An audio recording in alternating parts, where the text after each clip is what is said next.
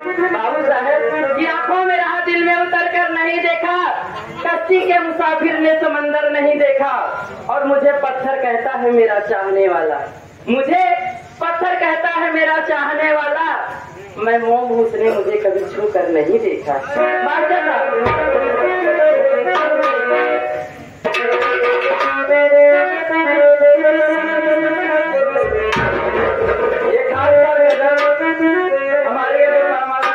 बैठा है लाल लाल T shirt पहन के, का कहना है ननके भाई नाम है, का हो कहना है